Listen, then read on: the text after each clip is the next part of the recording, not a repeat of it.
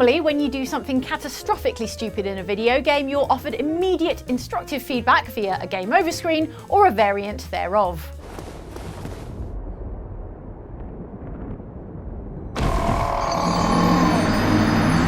Oh, I died, did I? I hadn't noticed. Occasionally though, the true consequences of your stupidity aren't quite as immediately obvious, either leaving you trapped in the game world forever with no hope of victory, or simply merrily going on your way only to suffer an unavoidable game-ending failure hours later. Either way, you've managed to doom yourself to a no-win situation by doing something foolish. Consider these times you made the game completely unwinnable by doing something very silly. Enjoy, and beware spoilers for the following games.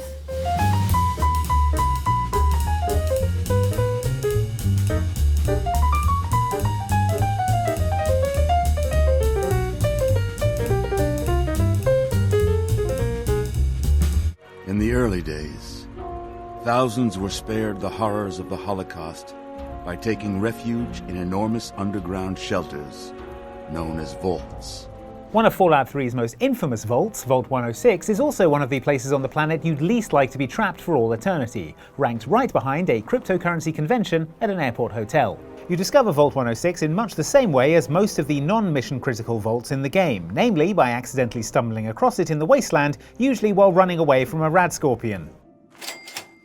Once you've rolled back the big vault door and headed inside, it's clear that something's not quite right inside Vault 106. Occasionally, the entire screen goes a vivid purple colour and you begin hallucinating.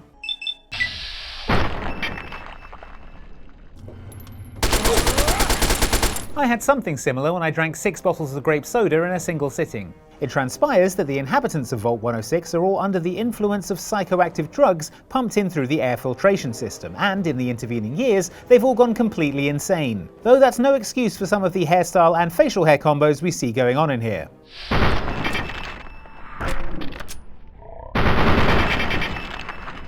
Hallucinate a mirror, why don't you? And that's coming from me with this mustache. Vault 106 doesn't have a quest attached to it, it's just a location to explore, and, perhaps as a result, there's only one way in and out, through that big vault door. Which is a bit of a problem if you do something silly like activate the switch on the outside a second time to close it, and then step back through before it shuts behind you.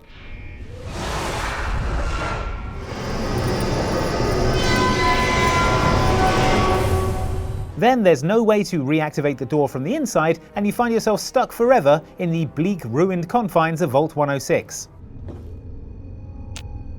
Oh well, since we're stuck in here, can I interest you in my opinion on the recent volatility in the crypto market? No? Okay, that's fair. I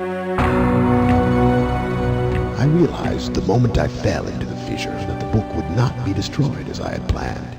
It continued falling into that starry expanse of which I had only a fleeting glimpse. Back in 1993, the developers of Myst decided to leverage the awesome storage capacity of the brand new CD-ROM format to create an entirely new genre of video game, the barely interactive slideshow. To be fair, while Myst ran at a frame rate of 1 frame per time you clicked the mouse, it looked gorgeous and was wildly popular. The pre-rendered 3D images of a mysterious island were hugely atmospheric and were supplemented by occasional live-action video clips of brothers Sirius and Achenar begging you to collect pages strewn across the island so they could be released from their book prisons. It's so long since my brother Sirius wrongfully imprisoned me within this book. Stupid schemes. Well, I've got a good feeling about this Achenar guy. It later transpires that to literally no one's surprise, the two characters are bad, and were purposefully imprisoned in their respective books by their father Atreus, who in turn is locked behind a green book in a realm called Dunny. Who the devil are you? Don't come here to Dunny. Now, I don't speak it fluently, but I'm pretty sure that Dunny is Australian for toilet. If you're shooting for a bad ending, you can either return the final red or blue pages to the books containing Sirius or Achenar and watch as they trap you in the book and begin tearing out the pages. Oh, I feel alive. But there is a third way to screw yourself over. In order to complete the game, Atreus asks you to bring a final white page to him in Dunny, so he can return to the island of Myst and bring his sons to justice. Please hurry. Bring the page. Bring the page with you. But if you're clicking around the screen or not really concentrating, you can teleport yourself there without the crucial final page. at which point you get a severe dressing down for trapping both yourself and Atris in Dunny for all eternity. You didn't bring the page. You didn't bring the page. I don't... Who are you? Oh. Did you not take my warning seriously?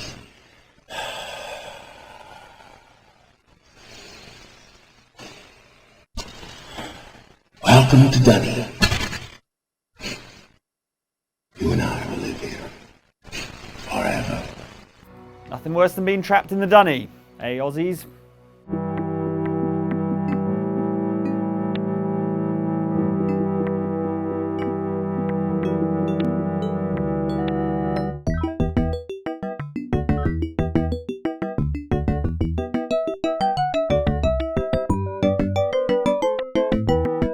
In the original Secret of Monkey Island game, Guybrush Threepwood sets out to become a pirate and seek his fortune, but within the first 20 minutes or so, a fortune finds you.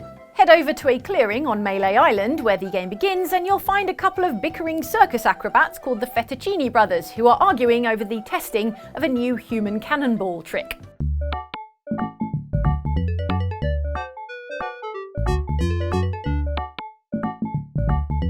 It turns out that if you agree to painfully fire yourself out of a cannon directly into a wooden tent pole, you can earn a tasty 478 pieces of 8.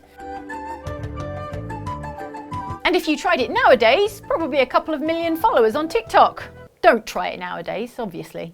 What you're then supposed to do is invest that money into buying a sword, a shovel, and a treasure map. Absolutely vital items that you need to complete the 3 pirate trials and officially become a pirate.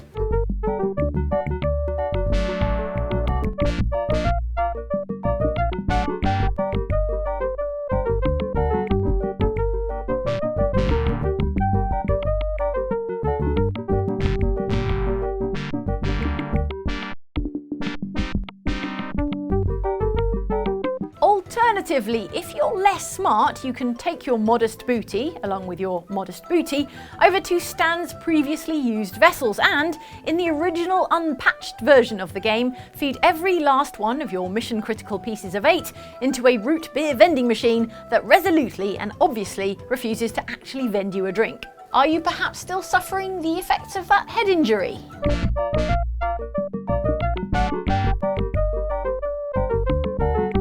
With all your cash now gone, you have no way of purchasing the items you need to progress the story, and have rendered the entire game completely unfinishable. You'll never learn to become a great swordsman, never make it to Monkey Island, and never fall in love with Governor Elaine Marley. Still, on the bright side, you don't have to drink any root beer. That stuff is gross.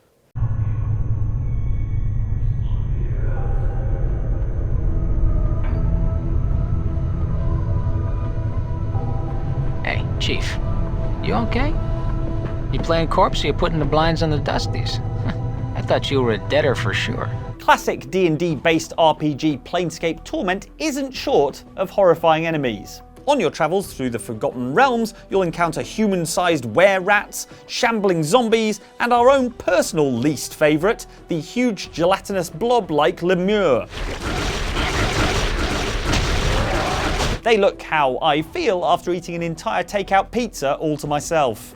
The one enemy you really don't want to piss off though is the immortal deity who stands guard over the city known as Sigil, a giant hovering woman wearing a crown made of blades and called the Lady of Pain. Though I will admit that makes her sound less like an immortal deity and more like something you might find advertised on a card in a phone booth.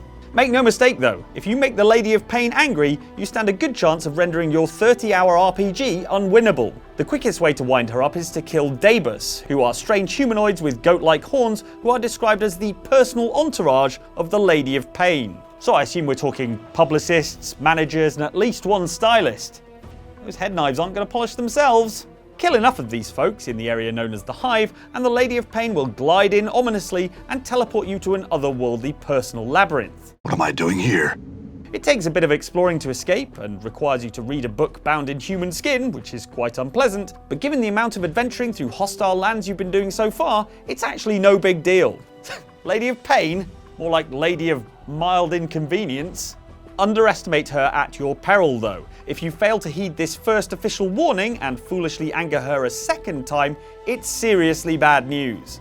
You'll be trapped in whatever area of the game you're in for the rest of eternity, because if you try to leave that area, she'll come cruising back in and this time insta-kill you during a cutscene.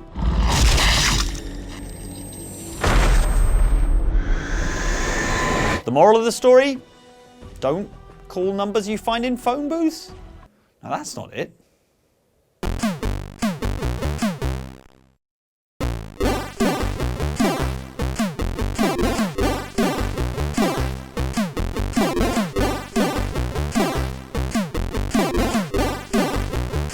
Believe it or not, that grainy collection of pixels you just saw was an officially licensed Garfield game from way back in 1987. You know, before graphics were invented.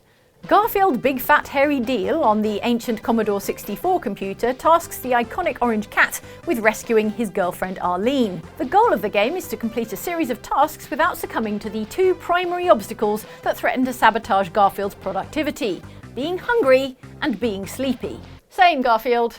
Same. Throughout the game, you have to manage two gauges, visible here at the bottom of the screen. The sleepiness meter, signified by a Z, is more straightforward. It drains as you move around or collide with enemies, but it can be replenished simply by standing still and having a rest. The hunger gauge, signified by a pie, is trickier to handle. This depletes constantly and can only be topped up by consuming items. If it reaches 0, Garfield would automatically eat whatever's on hand to fill the meter. The problem is, Garfield isn't a choosy eater, and he will scarf down literally whatever's in his inventory, regardless of whether it's edible or not. So let his hunger gauge drop to 0 when he's holding, for example, the lamp you need to find your way in a pitch black sewer, and he'll swallow the thing whole. Now that's what I call a light snack. Oh come on, that one's good. Without the lamp or any of the other key quest items it's possible for Garfield to eat, you've got no way of progressing through the game and rescuing Arlene. Instead, you'll end up wandering around the neighbourhood with the game in a completely unwinnable state, eating whatever you can lay your paws on until there is nothing left to eat and Garfield eventually dies of starvation.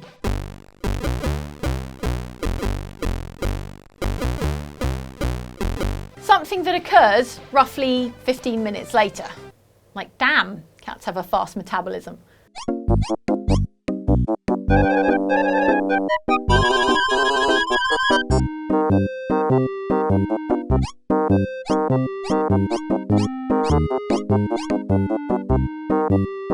For a genre typically associated with sedate puzzling, point-and-click adventure Space Quest V seems awfully keen to subject you to an instant and violent death.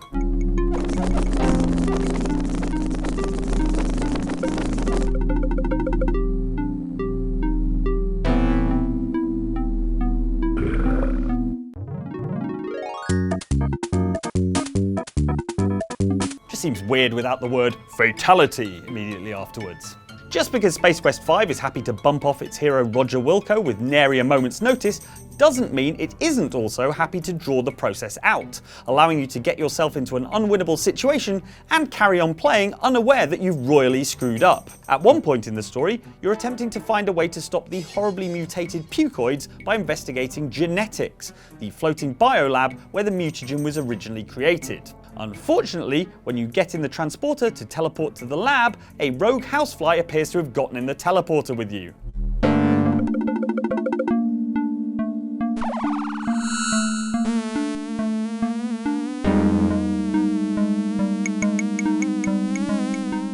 We're not sure what's worse, that or what happened to Jeff Goldblum.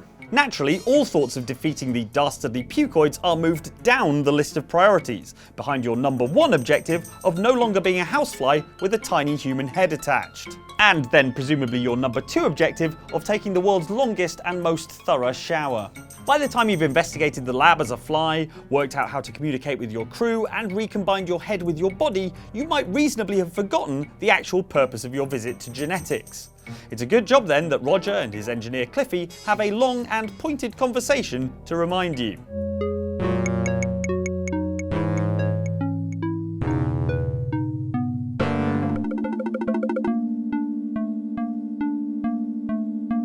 What you're supposed to do is head to the lab and grab some liquid nitrogen, so that when you're captured by pucoids later on, the nitrogen can be used by your android companion WD-40 in a modification that we're pretty confident would invalidate her warranty. Video games in the 90s, folks. Fail to grab the liquid nitrogen and no rescue arrives, with the game chastising you for failing to pick up the item back on genetics.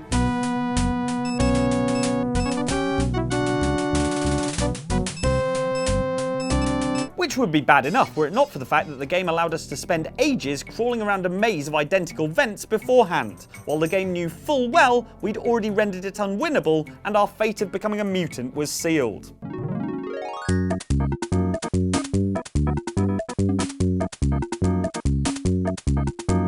Started to feel nostalgic for that time I was a gross trash pile dwelling insect.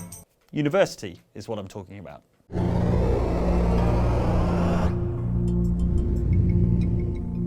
Avatar!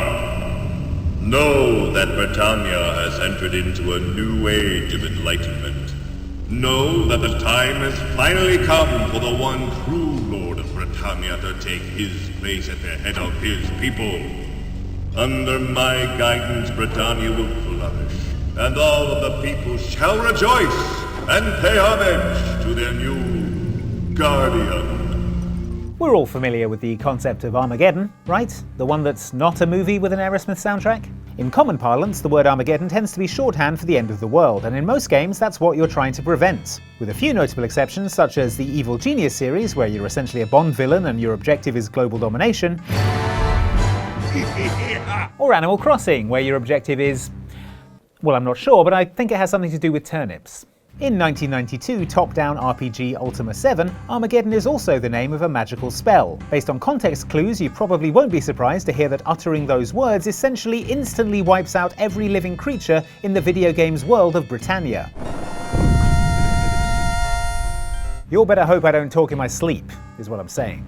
The Armageddon spell might initially seem like a brilliant solution to the immediate problem of the game's antagonist, known as the Guardian, and the various minions that might stand in your way on your mission to defeat him. That is, until a split second later when you realise that it's also wiped out all the quest givers and you're totally stuck in a completely unwinnable situation, cursed to wander an empty world devoid of life. But also, no more traffic wardens, so it's impossible to say whether it's a bad thing or not. There are a couple of exceptions to the planet-wide purge. You, the spellcaster of course, are immune, a druid called Batlin for some reason survives, but there's also Lord British, the in-game personification of the Ultima series' legendary game designer Richard Garriott. Manage to track him down after your apocalyptic magical whoopsie, and he promptly chews you out for casting the spell. Yeah, but you're the game designer, so you designed the spell. So who's the idiot now? Yeah.